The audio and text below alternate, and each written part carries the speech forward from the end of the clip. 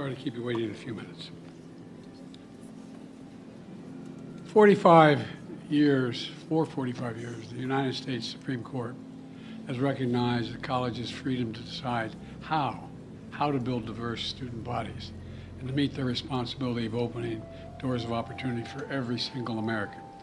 In case after case, including recently, just as a few years ago in 2016, the court has affirmed and reaffirmed this view, that colleges could use race not as a determinative factor for admission, but as one of the factors among many in deciding who to admit from a already qualified pool of applicants. Today, the court once again walked away from decades of precedent and as the dissent has made clear.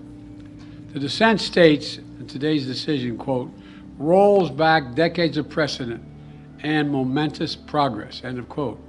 I agree with that statement from the dissent. The court has effectively ended affirmative action in college admissions, and I strongly disagree with the court's decision. Because affirmative action is so misunderstood, I want to be clear, make sure everybody's clear about what the law has been and what it has not been until today. Many people wrongly believe that affirmative action allows unqualified students to be admitted ahead of qualified students. This is not how college admissions work.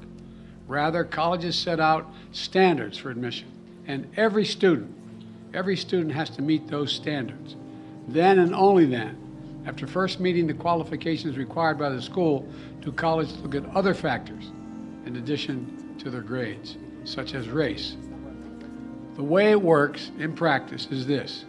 Colleges first establish a qualified pool of candidates based on meeting certain grade, test scores, and other criteria.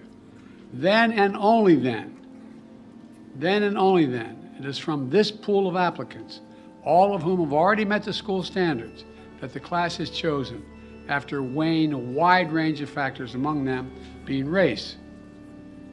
You know, I've always believed that one of the greatest strengths of America, you're tired of hearing me say it, is our diversity, but I believe that. If you have any doubt about this, just look at the United States military. The finest fighting force in the history of the world. It's been a model of diversity. And it has not only made our nation better, stronger, but safer. I believe the same is true for our schools. I've always believed that the promise of America is big enough for everyone to succeed, and that every generation of Americans, we have benefited by opening the doors of opportunity just a little bit wider to include those who've been left behind. I believe our colleges are stronger when they are racially diverse. Our nation is stronger because we are tapping into the full range of talent in this nation. I also believe that while talent, creativity, and hard work are everywhere across this country, not equal opportunity. It is not everywhere across this country. We cannot let this decision be the last word. I want to emphasize, we cannot let this decision be the last word. While the court can render a decision, it cannot change what America stands for. America is an idea unique in the world, an idea of hope and opportunity, of possibilities, of giving everyone a fair shot, of leaving no one behind. We've never fully lived up to it, but we've never walked away from it either. We will not walk away from it now. We should never allow the country to walk away from the dream upon which it was founded. That opportunity is for everyone, not just a few. We need a new path forward, a path consistent with the law that protects diversity and expands opportunity. So today I want to offer some guidance to our nation's colleges as they review their admission systems after today's decision. Guidance that is consistent with today's decision.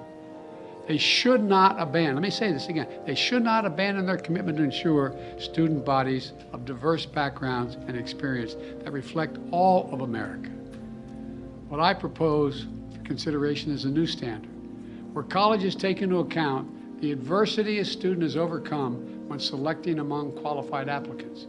Let's be clear, under this new standard, just as was true under the earlier standard, students first have to be qualified applicants. They need the GPA and test scores to meet the school's standards. Once that test is met, then adversity should be considered, including a student's lack of financial means, because we know too few students of low-income families whether in big cities or rural communities, are getting an opportunity to go to college. When a poor kid, maybe the first in their family to go to college, gets the same grades and test scores as a wealthy kid, whose whole family's gone to the most elite colleges in the country, and whose path has been a lot easier.